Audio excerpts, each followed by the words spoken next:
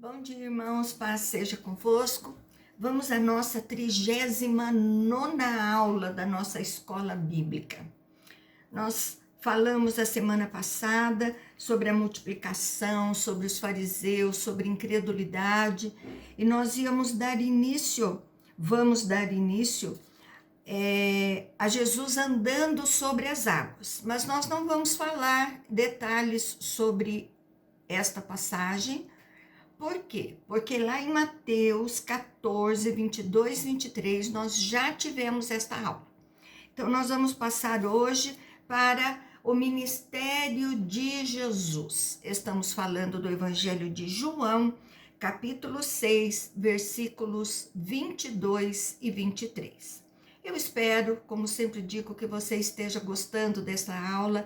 Então, curta, compartilhe, envie para os seus amigos, familiares. Nós precisamos entender e aprender a palavra de Deus genuína, verdadeira. Não é com tudo que estão colocando, acrescentando na palavra de Deus ou retirando da palavra de Deus, né? Na palavra nós somos exortados, temos uma puxadinha de orelha que o Senhor nos dá muitas vezes, nos faz caminhar de uma maneira agradável ao Senhor, por isso temos que deixar algumas coisas, mas para isso nós precisamos aprender esta palavra, né? E dar continuidade ao trabalho que o Senhor deixou para nós, a nossa missão, que é o ir, pregarmos a palavra, mas aquilo que é correto, né? Então vamos lá, Jesus, o pão da vida. Então, Evangelho de João, capítulo 6, verso 22 e 23. E a palavra de Deus diz: no dia seguinte, a multidão que ficara do outro lado do mar, notou que ali não havia senão um pequeno barco, e que Jesus não embarcara nele com os seus discípulos. E tendo estes partidos sós. Entretanto, outros barquinhos chegaram de Tiberíades, perto do lugar onde comeram o pão, tendo o Senhor dado graças. Então houve uma multiplicação dos pães, né? Jesus anda sobre o mar e a história continua. Essa multiplicação é a que viu o milagre, esta multidão que está toda ali, né? Eles viram este milagre. E, na verdade, Jesus agora sai sozinho, porque queriam fazer dele um rei. Então, nós já falamos muito disso. Eles queriam ali, né, fazer de Jesus um rei, eles queriam que Jesus fosse um grande lutador, né? Então, eles comparavam com Davi, e não era bem isso. Então, agora, eles não encontram Jesus. E eles estão no mar da Galileia. A multidão então sai à procura de Jesus. No verso 24, diz que quando, pois, viu a multidão que Jesus não estava ali, nem seus discípulos, tomaram os barcos e partiram para Cafarnaum, à sua procura. Por que Cafarnaum? Cafarnaum era o quartel-general de Jesus, né? Então, Jesus, na sua movimentada missão, ele quase sempre estava em Cafarnaum.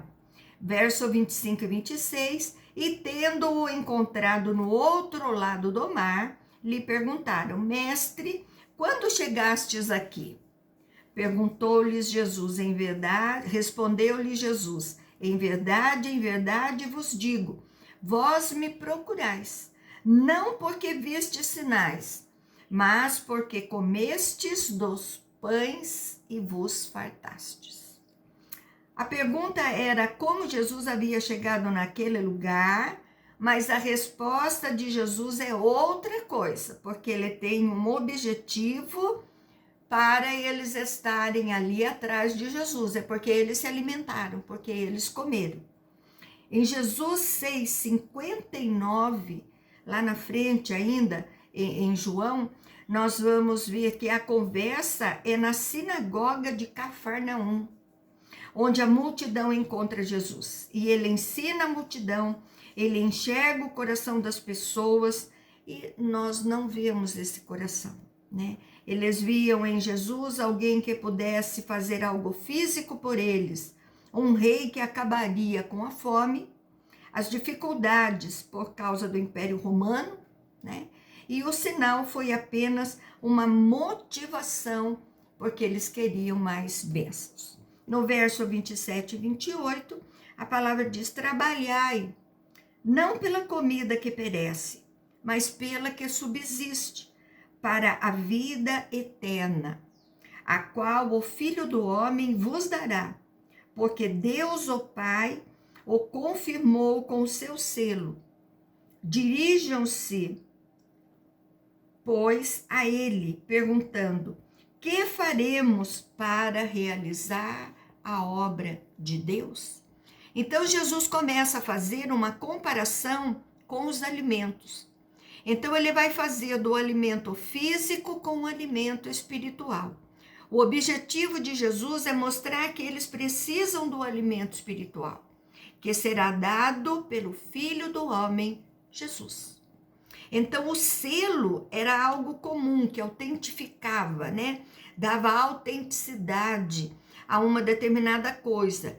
Era uma parafina derretida, que ele apertava o anel, né? E sobre ela tinha um símbolo, e aí era o selo daquela carta. Então, Jesus queria mostrar que Deus havia colocado um selo nele, que mostra que quem ele é, que dá a vida eterna. Tem peso de ensino porque Jesus está na sinagoga, Jesus está ensinando, então está ali analisando a palavra de Deus. Então a compreensão deles de ensino não é muito boa. A multidão crê que tem que realizar um trabalho para merecer esta dádiva de Deus. Então eles vão realizar a obra e receber a vida eterna que Jesus está falando. E esta obra está ligada ao crer. Então no verso 29 e 30, respondeu-lhes Jesus: a obra é esta, que creais naquele que por ele foi enviado. Então lhes disseram: que sinais faz para que o vejamos e creiamos em ti? Quais são os teus feitos? Então, Jesus responde a pergunta anterior. É uma só resposta: crer naquele que o enviou. Crer em Jesus, crer nele mesmo. A multidão compreende a fala de Jesus, que se coloca como o enviado por Deus, Messias, né? Eles estavam ali aguardando. A multidão entende, mas questiona. A multidão identifica Jesus, mas que deseja sinais. Por quê? A multidão começa a comparar Jesus com Moisés agora, porque Moisés foi o grande profeta do Antigo Testamento, da lei, que disse que viria um profeta semelhante a ele, maior do que ele. Então eles querem prova de que Jesus é esse alguém maior que Moisés. Só que Jesus já fez muitos sinais grandiosos ali perto deles, milagres. Mas a multidão quer mais benefícios próprios, né? Eles querem enxergar para eles. Então, essa multidão eram judeus que seguiam a lei de Moisés. Estavam na sinagoga aprendendo o que Jesus estava ensinando. Então, numa época em que as leis de Moisés eram seguidas, eles tinham a esperança da chegada de um Messias, que para os judeus ainda não tinha vindo. E tem um homem chamado Jesus que tem demonstrado ser o Messias. Uma confusão na cabeça deles, né? Assim foi a confusão que nós tivemos na nossa mente quando nós aceitamos a Jesus. Eu vim de um catolicismo, 45 anos, né, dentro de um catolicismo, até entender, né, o que Jesus representa para um cristão, levou um tempo, tive que estudar, tive que deixar o Espírito Santo trabalhar no meu coração. Então, nós também tivemos dificuldades, assim como aquele povo também. Às vezes, eu falo sempre, nós ficamos aí virados contra os judeus, né? Oh, tá vendo o milagre? Tá vendo? Ah, nós vimos tanto milagre. Quantas pessoas estão vendo milagres, mas não se conscientizam de que precisam aceitar Jesus, ter um arrependimento, né? Então, é mais ou menos a mesma coisa. No verso 31 e 32, nossos pais comeram o maná no deserto, como está escrito, deu-lhes a comer pão do céu. E replicou-lhes Jesus, em verdade vos digo, não foi Moisés quem vos deu o pão do céu. O verdadeiro pão do céu é o meu Pai quem vos dá. Então, cuidado. Nós ficamos colocando a nossa fé em pessoas. Ah, aquela pessoa tem que falar comigo. Não, querido. Deus fala conosco através da palavra. Deus nos liberta através da palavra. Então, eles achavam, né, que Moisés fazia com que o pão viesse para eles no deserto. Não, quem mandava o pão era Deus, né? Então, entenda bem isso. Agora começa a comparação entre Jesus e Moisés, né, do povo no deserto com essa multidão. Então, atitudes da multiplicação no deserto com a da época de Jesus, o maná, né, pão do céu. Jesus corrige, maná não foi pelas mãos de Moisés, mas o Pai quem vos deu. Jesus vai falar agora do alimento espiritual que eles precisam naquele momento. Então, verso 33 e 34 diz, porque o pão de Deus é o que desce do céu e dá vida ao mundo. Então, eles disseram, Senhor, dá-nos sempre desse pão. E Jesus faz, então, a transição para falar do pão que desceu do céu, comparando com ele mesmo. Então, o pão no deserto desceu do céu, mas não deu vida ao mundo. Mas o que desce hoje, Jesus dá a vida ao mundo. Assim como a mulher samaritana, Nicodemos, eles também não compreendem o que Jesus está falando. Então, eles querem o pão físico, pensam em benefício próprio, mas não é deste pão que Jesus está falando. No verso 35 e 36, declarou-lhes, pois, Jesus, eu sou o pão da vida. O que vem a mim jamais terá fome, e o que crê em mim jamais terá sede. Porém, eu já vos disse que, embora me tenhais visto, não credes. Então, Jesus diz, eu sou, né? Aparece várias vezes, né? Nesse texto por aqui, 7 vezes. Ele diz que é alguma coisa, e esse é o primeiro pão da vida. A comparação ao pão do deserto se compara a este pão, mas ao pão que dá vida. Na verdade, o pão espiritual.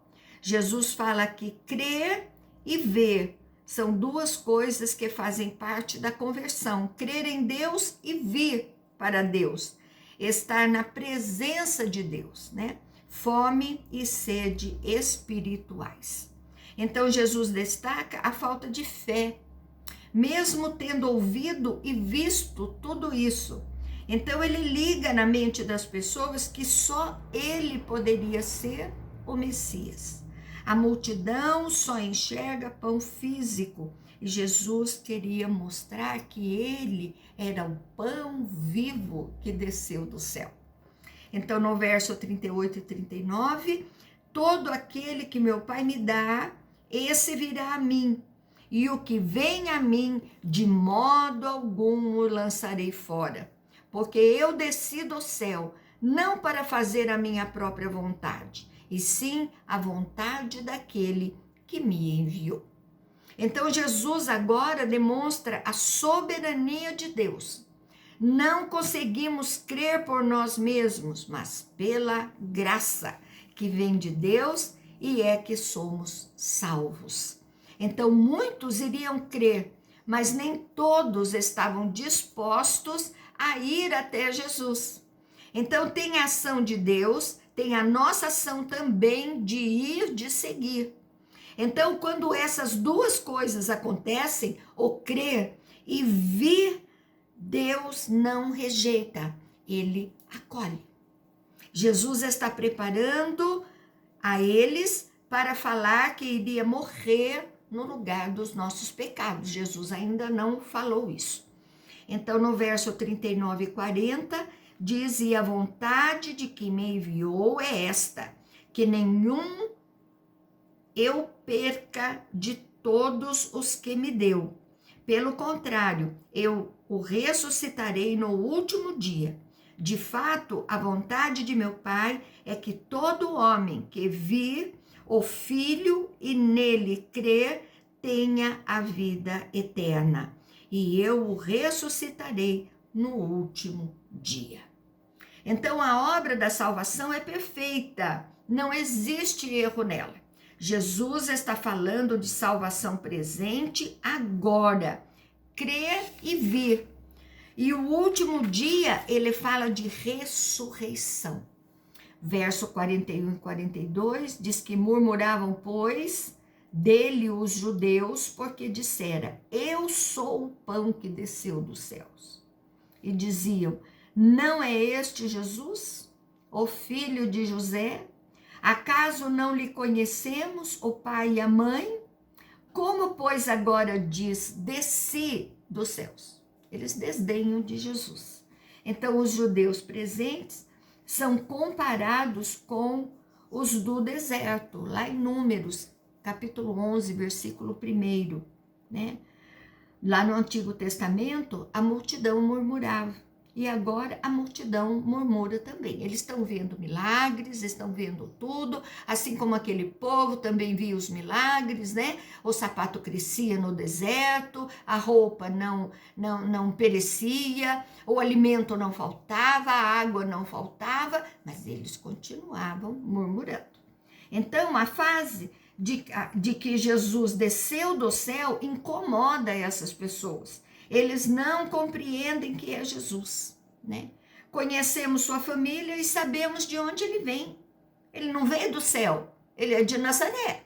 Olha, eles estavam caminhando com Jesus para ver mais milagres, ter mais pão, e Jesus vem com essa conversa de que ele era o pão da vida que veio do céu. Então, eles, na verdade, não ali entendiam. Verso 43 e 44, e respondeu-lhes Jesus: não murmureis entre vós. Ninguém pode vir a mim se o Pai que me enviou não o trouxer, e eu o ressuscitarei no último dia. Então, Jesus conhece o coração deles, e ele diz: lembrem dos que murmuravam lá atrás. Jesus reforça que mesmo diante da murmuração, a ação de Deus alcançaria muitas pessoas. Então, existe uma ação de Deus na fé, quebrando os corações, né? Duros, coração que não quer acreditar. Então, Jesus crê que mesmo em meio às murmurações, pessoas vão se converter, saber desses acontecimentos e vão mudar a sua vida. A palavra não volta vazia. Verso 45 e 46, está escrito nos profetas, e serão todos ensinados por Deus. Todos. Portanto, todo aquele que da parte do meu Pai tem ouvido e aprendido, esse vem a mim. Não que alguém tenha visto o Pai, salvo aquele que vem de Deus, este o tem visto. Então, em Isaías 54:13, a palavra de Deus diz do futuro da salvação e a ação de Deus ao seu povo. Então, visto aqui é no sentido de conhecer. Então, só Jesus viu plenamente o Pai. Aquela multidão precisava aprender a ver o Pai. Quando o povo no deserto murmurou, foi porque parou de enxergar Deus. Nós murmuramos quando nós paramos de enxergar Jesus. Verso 47, 50 diz: em verdade vos digo, quem crê em mim tem a vida eterna. Eu sou o pão da vida. Vossos pais comeram o maná do deserto e morreram.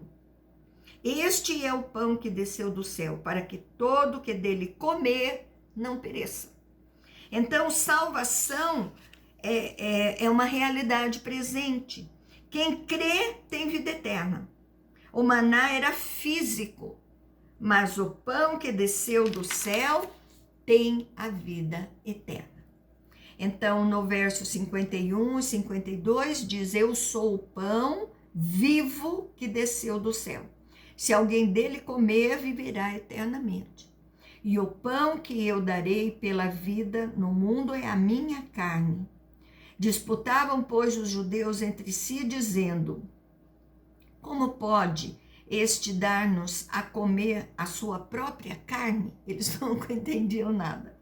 Jesus traz uma realidade profunda que é demonstrar a sua missão. Ele veio para ser o pão que desceu do céu, mas para que seja assim, algo precisaria acontecer, né? O seu sacrifício. Então, as pessoas aqui vão entender de forma literal. Pão físico, carne física. Canibalismo era proibido naquela época, assim como até hoje, né? A multidão é confusa com as palavras de Jesus. O verso 53, 54, respondeu-lhes Jesus: em verdade vos digo, se não comerdes a carne do Filho do Homem e não beberdes seu sangue, não tendes vida em vós mesmos. Quem comer a minha carne e beber o meu sangue tem a vida eterna, e eu o ressuscitarei no último dia. Então, o sangue na lei era proibido também. Ele usa de forma figurada para mostrar a realidade do seu sacrifício, mas eles não entendiam ainda. Comer e beber faz com que o alimento faça parte do nosso corpo. Então, Jesus quer dizer: eu tenho que fazer parte da vida de vocês. E isso é pela fé. Em João 1,29, nós temos aqui a visão de Jesus, o sacrifício. Ele é o cordeiro e as pessoas comiam o cordeiro, a carne. E ele vai sacrificar-se dando a sua carne, o seu sangue, como sacrifício pelas pessoas, que lhe dará a vida eterna. Então, tem o significado simbólico para a ceia do Senhor. Mais para frente que nós vamos falar dela. Então, salvo hoje, nós temos um tempo para o último dia. Estamos andando no plano de Deus. O Antigo Testamento fala da vinda de Jesus, o nosso nascimento, e andamos para esta linha, né, seguindo a nossa vida. Nós temos duas realidades. Eu crio em Jesus, sou salvo. E nessa linha do tempo, nós vamos imaginar que eu morri no físico. A linha do tempo de Deus prossegue. Ela vai até o último dia, chamado pela Bíblia o dia do juízo final. Então, no último dia, os mortos vão ressuscitar, os corpos vão sair de seus túmulos, ressuscitar, se ligar no seu espírito. Esses corpos que eram corruptíveis vão ser glorificados, transformados para poder viver a realidade do pós-último dia. O céu, a plenitude do salvo, que é viver a vida com Deus. Então, isso se aplica ao não salvo, que vai viver uma condenação eterna, uma vida no inferno. Então, é isso que Jesus tem em mente quando diz: eu ressuscitarei no último dia. É a salvação plena, é o plano de Deus sendo concretizado. Paulo também fala das pessoas que estarão vivas neste último dia.